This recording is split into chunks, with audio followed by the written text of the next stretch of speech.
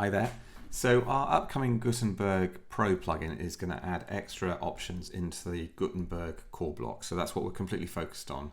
We're adding extra options to take the core blocks, kind of the text, the next stage to. So the philosophy behind this is that we're not going to add new blocks into this plugin.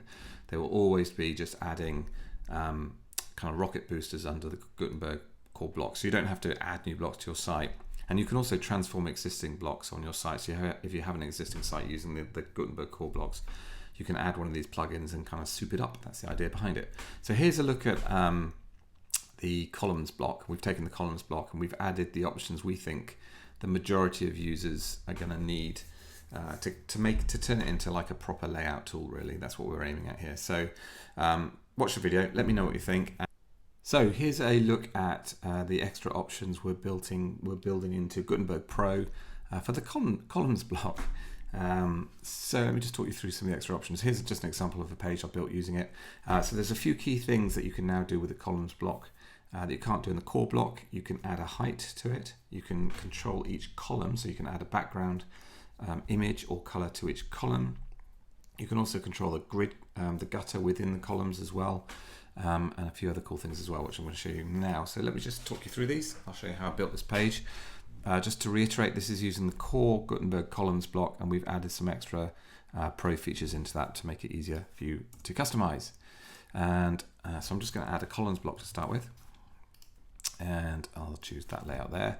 A few things actually to start with. So if I select the columns here, we've now added these options so you can quickly change the layout of your column. So if you want to play with the design, you see how you can just flick between these different designs and see which one you prefer, which is obviously nice and creative for you. So you can have a real good play with those.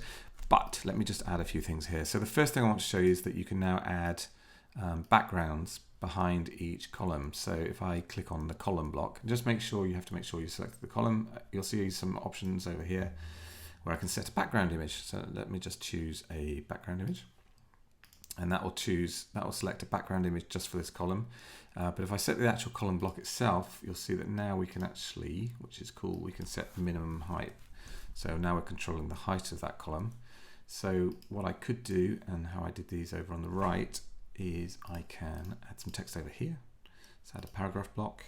I can select that column block and I can add a background color for that, which is kind of funky. Change the colors, whatever you like. Let's go green. And again, if I want to remove this gutter here that's down the middle, we've added an option in there where you can just remove the column gap, just like so. And importantly, we've added the ability for you to add padding within your blocks. You've got padding controls, top, right, bottom, or left. So you can create these pretty cool layouts very, very easily now, which is kind of the intention. Let's just make that heading. You get the idea. You can switch these around.